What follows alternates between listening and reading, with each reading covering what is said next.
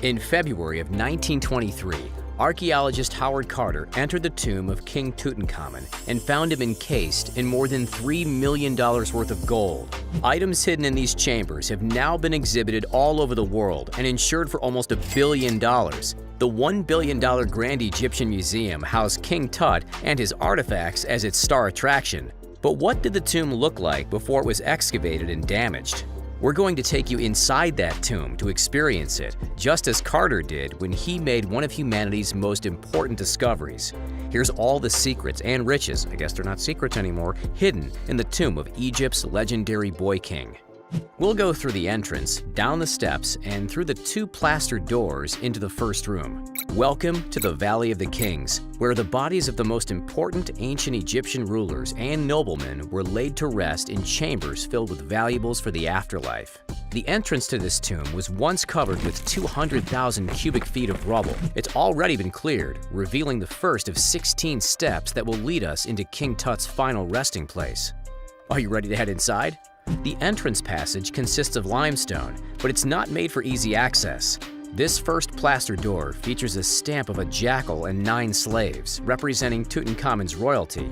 There's a second door protecting the tomb from robbers. This one's stamped with priest seals and King Tut's royal seal. The top left corner seems to show signs of being entered, so we aren't the first people down here. Step into the largest room. Each wall is covered in piled-up artifacts. This is the antechamber. At 26 by 12 feet, it's the biggest room in the entire tomb. These 2 life-size statues of Tutankhamun's guards protect the entrance. Even after 3,000 years, this room appears virtually intact with treasures untouched. When Carter first discovered this room, he remarked that he could see everywhere the glint of gold. There are 3 couches against the longest wall. Each is decorated with a different animal head: a hippopotamus, a lion, and a cow. Nice fashion sense. They're made of wood and gilded gold, but they're being used as shelves to hold all the other objects. And there are a lot of other objects, 700 in total, including chests, baskets, large statues, beds, and stools. Most of these items are incredibly valuable. Egypt's Minister of Antiquities said insurance coverage for just 166 pieces of King Tut's stuff exhibited abroad amounts to $862 million.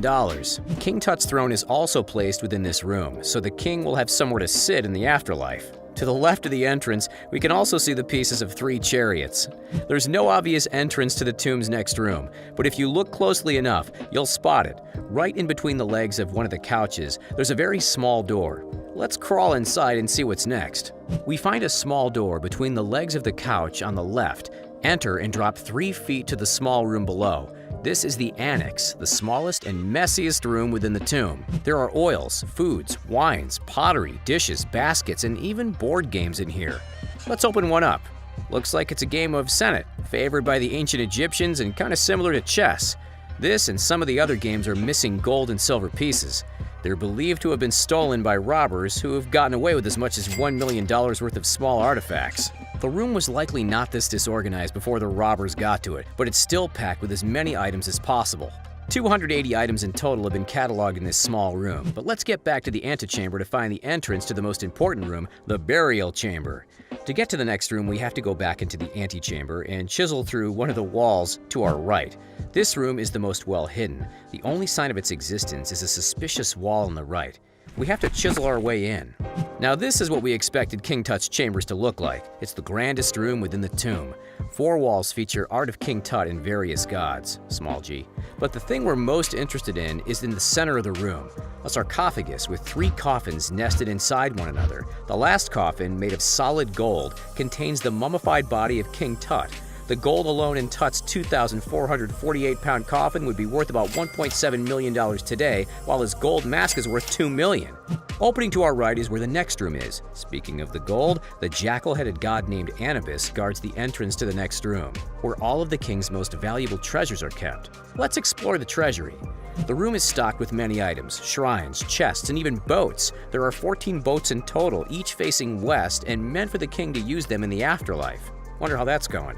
There's also a carved wooden shrine in here that's gilded in gold. What could it contain? It's a bit gross, but these are the famous 4 alabaster canopic jars of Tutankhamun. They are finely carved and painted with black markings, showcasing the pharaoh's features. Each contains a tiny coffinette that holds the pharaoh's organs. The only organ not removed from King Tut was his heart. It was believed it would be weighed in the afterlife by the god Osiris. Though many believe there were other secret rooms in this tomb, scientists recently did scans and dismissed that theory. After Carter discovered King Tut's resting place, it took 9 more years before all 5,000 pieces could be cataloged. Now the entire tomb is insured for $1 billion, and every time an artifact is removed, exhibited, or sold, the value of one of humanity's most legendary discoveries just increases even more. The discovery of King Tut has made millions of dollars from sold artifacts, both legally and illegally. A 3,000-year-old bust of the king was auctioned off in 2019 for nearly $6 million, despite claims by the Egyptian government that it was smuggled out of the country. Legal sales are also pretty profitable. In 2010, Sotheby's sold a Tut-era limestone Ushabti for $290,500. Thanks for watching, and we hope you enjoyed exploring with us.